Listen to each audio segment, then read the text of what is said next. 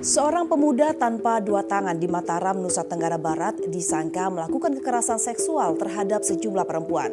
Sang pemuda pun harus menjalani tahanan rumah.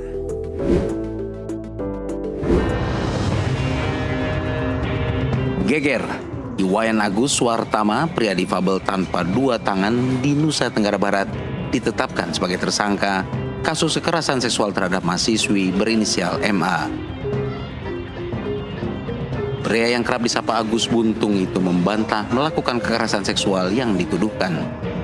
Agus mengaku awalnya meminta bantuan kepada MA untuk diantarkan ke kampus. Namun ternyata Agus dibawa MA ke salah satu homestay di Kota Mataram. Sama orang itu berawal dari minta tolong sama orang, tapi orang itu tidak bisa. Nah, terus akhirnya saya minta tolong ke perempuan Niki. Ke cewek ini saya minta bantuan. Terus saya bilang ini, Mbak, bisa enggak minta tolong anterin ke kampus? Bisa, dia bilang. Nah, dia setelah itu bersedia dia nganterin, dia masukin laptop, Pak. Nah, setelah dia masukin laptop, jalanlah barengan ke parkiran. Nah, jalan parkiran, setelah kita jalan parkiran, digoncengan saya digonceng. Nah, jalan terus ke kampus itu seret. Tapi tidak ke kampus larinya, Pak. Diputer-puterin saya di Islamic Center di depan ini 3 kali seret. Nah, saya kan tidak berani nanya karena orang sudah bantu kan.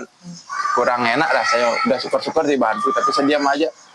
Nah, diputer-puter, balik arah lagi, Pak, ke tempat suatu penginapan itu atau homestay itu. Tapi enggak sih saya berani ngomong apa-apa. Saya enggak ada uang ke sisi, Pak. Nah, terus seketika dia yang bayar, dia yang bukain pintu, dia yang semua-muanya lah gitu. Agus mengaku hanya mengikuti saja keinginan dari MA. Pria 21 tahun itu takut melawan karena dalam keadaan tak berbusana. Sampai di homestay itu, dia yang bayar kepada orang itu 50. Nah, terus dia yang buka pintu, masuk dah. Disuruh saya sama dia masuk. Dia juga masuk, dia di depan kan. Nah, saya ikutin dari belakang, masuk dia juga. Nah, terus saya masuk, ditutup pintunya, Pak, sama dia. Nah, tiba-tiba saya kaget, Pak. Seperti baju celana saya dibuka. Mau ngelawan, enggak bisa. Kalau saya ngelawan kan posisi pasti akan malu saya karena saya dibuka semuanya telanjang itu. Nah, akhirnya saya diam aja, terus dia di atas saya, dia yang gituin saya, dia yang buka semua-muanya.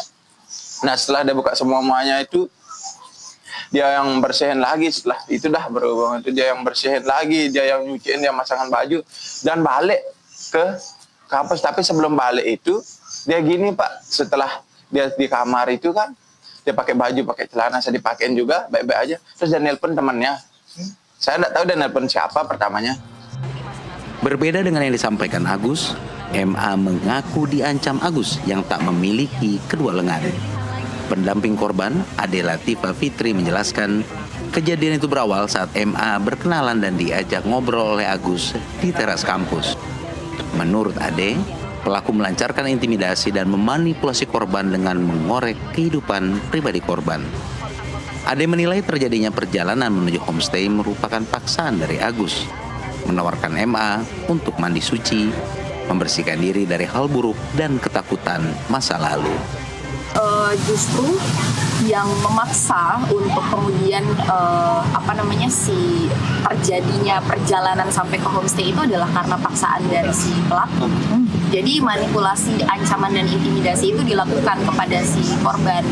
Jika itu tidak dilakukan, maka korban akan kemudian di semua masalah-masalah yang korban sedang hadapi yang selama ini dia jalani sendiri kemudian akan diungkapkan ke orang tua yang mungkin korban merasa orang tua tidak perlu tahu karena orang tua mungkin akan kepikiran dan lain sebagainya. Jadi kalau misalnya nggak mau, saya akan laporkan ke orang tua kamu karena saya tahu orang tua kamu, saya bisa cari tahu orang tua kamu dan lain sebagainya. Dan tentu itu menjadi pergulatan emosi lah bagi korban yang akhirnya membuat korban menjadi pada akhirnya dilemahkan di situ.